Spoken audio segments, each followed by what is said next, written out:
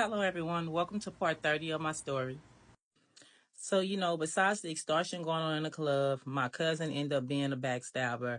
He also had somebody that I'm not trusting around us. And so I'm kind of like bringing it to his attention. If you watch this person every time he's in our house, why is he recording?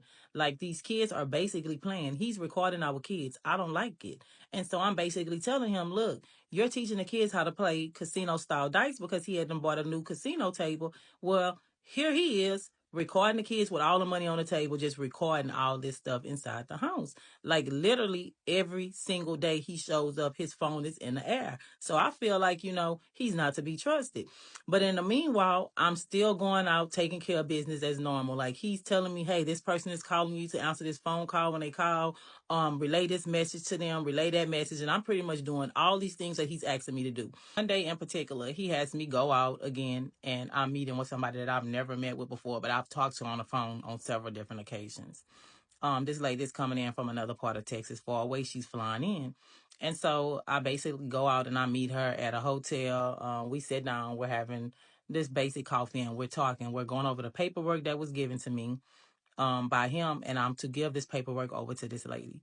So this lady has a lot of questions, and I can't really answer these questions. So I'm basically like telling her, I'm gonna have to get back with her with the information. I'm assuring this lady that the work is happening right now, from what I'm being told. And so before me and him moved back in together, I received a message on social media, and it was from another young lady who was in Shreveport, Louisiana. And she was basically telling me at the time when I was pregnant, maybe like 8 months, that she was also pregnant and that she was going to have his kid. So, of course, I did not believe her because I was like, when did he ever go to Shreveport? He hasn't been to Shreveport. So I'm like, this lady is lying. Like, me and her hard down getting into it. So I confront him about this, and he's basically at the time telling me that, oh, I don't even know her like that. That was a long time ago. I went to the casino out there. I met her at the club. It was a one night thing. Eventually, sometime later, she delivers this baby. And once she delivers this baby, she starts contacting me again. And so at this time, she's sending me pictures saying how, can we start over? Because I want my baby to know his daddy. And I'm like, that's out of my hands. It doesn't have anything to do with me. You need to be trying to find a way to contact him. And she's basically saying, well, I have to go through you because I don't know any other kind of way to get in contact with him. And basically, so I completely hear this lady out. Like I hear everything she's saying. She sends me over a ton of pictures, and I'm looking over these pictures, and I'm kind of like, well, this little boy does kind of look like he could be, but I'm not 100% sure. And I'm still going off of what he's saying. So I'm pretty much just having small talk conversations with her, and she's just telling me a little bit about herself, and she has other kids, and that she needs a little help, and all this type of stuff. And I'm like, I really don't know what I can do for you. Like, basically, he came home and we eventually got back together and we're trying to restore our family. So I'm telling her this, and she really is understanding of it, and she's basically just wanting for him to have something to do with her child.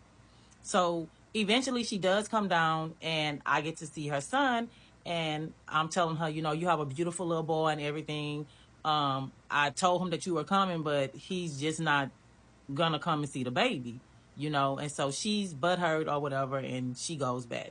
But me and her eventually keep in touch. So over the years we stay in touch, and I'm pretty much like talking to her on the phone at least once or twice a month. And she's pretty much telling me how everything is going in her life, telling me about her son, her family. And so we're pretty much like really, really cool at this time. And so, I'm showing him these pictures and stuff, and then he's kind of like saying, he could be mine. Like, maybe, I don't know how. We're going to fast forward again. So the message that I'm receiving on social media at this time is from her mom. The girl has passed away. She's deceased. She died. Like, she was literally calling me that day. She was very depressed, and she was telling me to please pick up the phone and please talk to her. But I had talked to her the day before, and she was rambling a lot, and she wasn't making sense because she had a drug problem. So I didn't answer the phone. I missed that phone call, but I got all the messages later on once her mom called me and told me that she had passed. And so I immediately told him, and he had no feelings about it at all. And so I'm asking him, like, are you gonna go down there? Like, are you gonna? There was a time when she lost custody of her kids, including this baby, to Child Protective Services. I received a letter in the mail with my name and his name on it. stating that the child was in the care of CPS in Shreveport, Louisiana. And so at that point, I was to reach out to them, and she got in contact with me eventually because she had went to jail, and she's basically telling me, could I please, please, please help her, please get her son, that she wouldn't want anyone else to get this baby but me. And so, me being a mother, I'm like, okay, what do I need to do? And she's basically telling me, like, get on the phone, call this number, tell the people that you'll come and get my son. So I'm thinking that it's going to be that simple. I'm on the phone with these people. I'm talking to them. I'm saying, hey, I'm the wife of the baby father. I would like to come down and get this child. The mom has reached out to me, and they're basically saying they need a DNA test. His name is not on the birth certificate. That we're going to have to come down. So I'm relaying these messages to him. Then an attorney is calling saying all they need him to do is either acknowledge paternity or do a paternity test. He refuses to do either. So this baby ends up stuck in foster care. Thank God the grandmother was consistent in going to court and being at every hearing and going visit with him until eventually, they decided that it would be best to give the child to the grandmother. So now the grandmother is contacting me. And she's basically telling me that, her grandson is asking about his father. He's at the age now where he wants to know, that he wants his father to be in his life, and she would like to know if I can relay this message to my husband so that he can contact her and her grandson. So I'm all for it. I'm telling her, okay, I'm going to relay this message, and hopefully he'll give y'all a call today. The call never happens. He's telling me absolutely he's not calling anybody.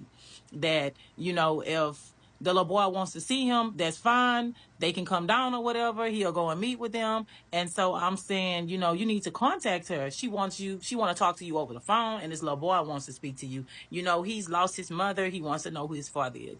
Well, he's telling me he's not going to do that.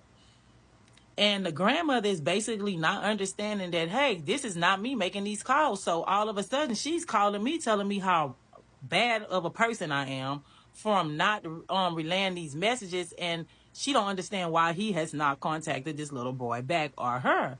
So I'm giving her a piece of my mind at this point. So at this point, I'm basically like, in a nice way, giving this lady a piece of my mind because I respect her, as a grandmother and as a woman. And so I'm telling her, well, first off, if you gave me a message to give to him, what would make you think that I would withhold that information from him? Like, I have kids over here that aren't even my kids. Why would I not want this child to know who his father is? And he's literally in the restroom when I'm on the phone with this lady. He's not saying anything. Like, I'm basically telling her, it's not me, it's him. And listen, this is his phone number. Try calling it. Call him. See if he answers. I hope that he does answer. But this is not on me. I'm telling her basically, anytime y'all are in the area, you can contact me, and I can guarantee you that y'all are more than welcome over here because I want to see him too. I want to meet him. It's not, me trying to keep this child from his father. I want them to have this relationship. Well, he comes out the restroom when I hang up the phone, and he is hysterically laughing, saying, yeah, people think that it's you. They don't know that it's really me.